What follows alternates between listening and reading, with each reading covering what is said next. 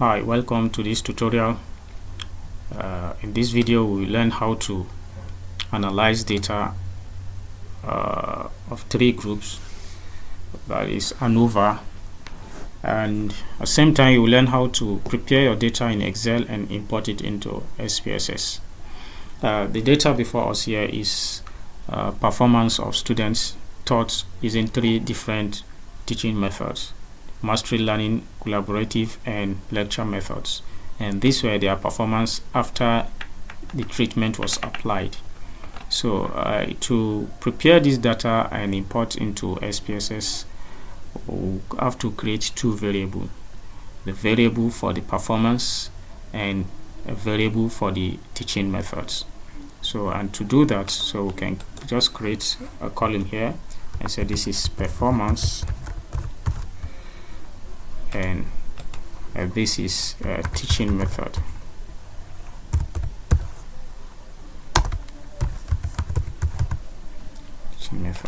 So for mastery learning we use 1 to represent mastery learning, and 2 to represent collaborative learning, and 3 to represent lecture method. So we can just copy this one across this group of scores, which is for the mastery learning, presenting that this group we are taught using mastery learning. Then the second set of scores for collaborative learning, which is also a performance, will be placed under performance column. Then we can use 2 to label it as for collaborative learning.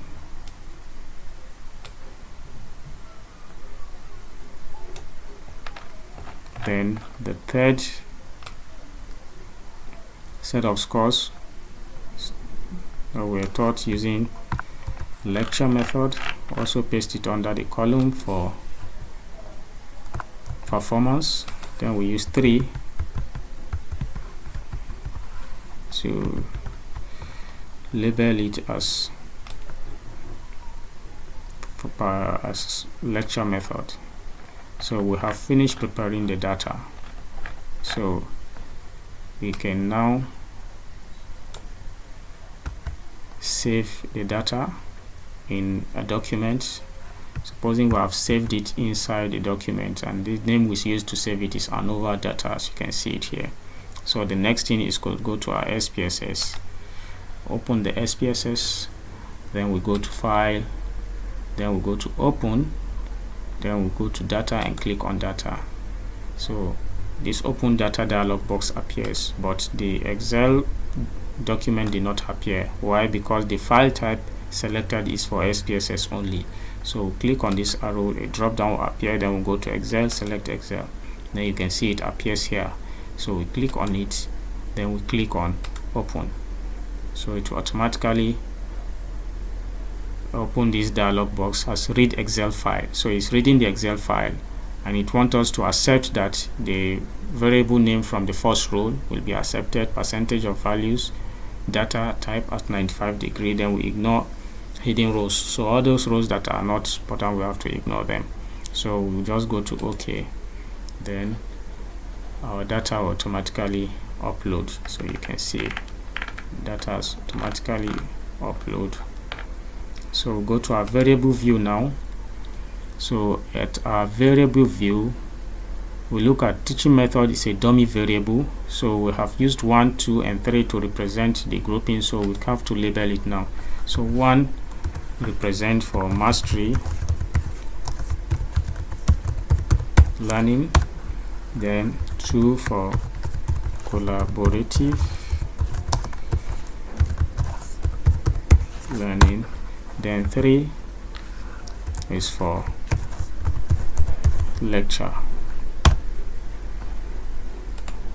And this is nominal actually, but for the performance it's not nominal, it is a scale because it's a ratio scale. So if we go back to our data view, you can see our teaching methods has been labeled collaborative, lecture, and you can see our mastery learning. Now to analyze our data, we'll just go to analyze, then go to compare means, then we'll go to one-way ANOVA. You click on one-way ANOVA, you can see this dialog box here appears. Then we'll select the performance to dependent list, then the teaching method to the factor. So we can click on post-hoc and choose which among the post-hoc tests we need. So here we just choose for LSD, least significant difference, and we continue. Then assuming, we can click on options, assuming that we also need to assume that there is no equal variance, homogeneity of variance test, or we need it, we can just click on this. If actually there is violation of homogeneity of variance, because one of the assumptions of using ANOVA is that there must be equal variance among the group, but if we suspect that there may be a violation of that, then we can click for this wedge test. Then if case we also need the descriptive statistics, we can click on this. Already by default is 95% confidence level, so we can click on continue, then we just click on OK, then our result is out. So we can see the descriptive statistics, the mean, standard deviation, and standard error. Mere looking at the mean scores, you can see for mastery learning we have 21.5, for collaborative learning we have 21.7, then for lecture method we have 13.25.